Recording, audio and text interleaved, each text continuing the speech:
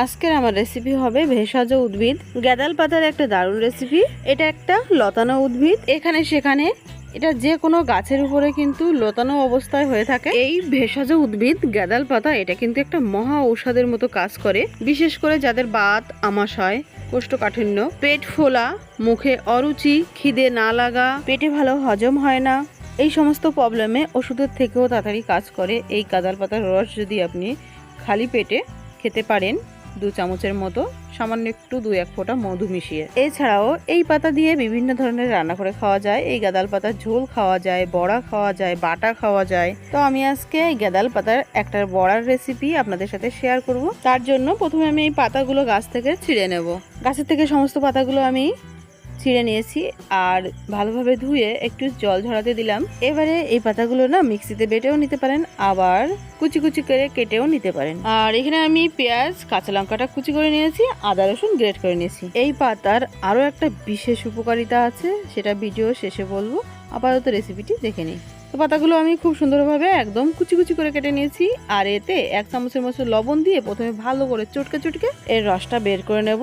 আর এইভাবে লবণ দিয়ে চটকানোর একটা বিশেষ কারণ হলো এই পাতার পরিমাণটা অনেকটা কমে যাবে, তাতে যে চালের গুঁড়ি বেসন মেশাবো সেটা পারফেক্ট একটা আন্দাজ করা যাবে এবং অল্প পরিমাণে মেশালেও হয়ে যাবে। মানে রেসিপিটিতে পাতাটা খাওয়াটাই মেন উদ্দেশ্য, ওর জন্য এই পরিমাণগুলো পেঁয়াজ, লঙ্কা, আদা, রসুন এবং চালের গুঁড়ো, বেসন আমি যেগুলো পরিমাণ দিচ্ছি আদার্স, এগুলো পরিমাণে একটু অল্প অল্প দিলেও চলবে। এখানে আমি 4 চামচের মতো চালের গুঁড়ো ব্যবহার করেছি।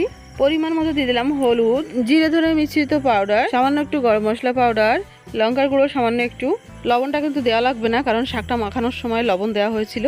এবারে সব উপকরণ একত্রে একটু ভালোভাবে কোনো রকম জল ছাড়াই মেখে নেব। এখানে আমি পরে একটু বেসন ব্যবহার করব, কিন্তু বেসনের পরিমাণটা কীরকম নিতে হবে সেটা আগে মেখে নিই, তারপরে এই মিশ্রণের টেক্সচার অনুযায়ী বেসনের পরিমাণটা দিয়ে দেবো। আমি এখানে 1 চা চামচ মাত্র বেসন দিলাম। বেসনটা দেওয়া হলে আমি আবার একবার ভালোভাবে মেখে নেব।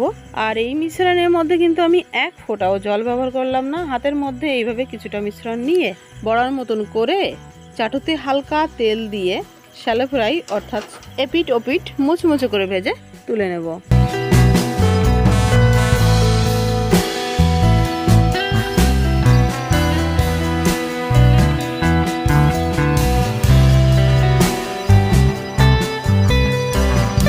যদি মনে হয় বড়ার ভিতরে আরও রান্না করা উচিত, সেক্ষেত্রে একটুখানি সময় ঢাকনা দিয়ে ঢেকে কিছুটা সময় রান্না করে নিতে পারেন।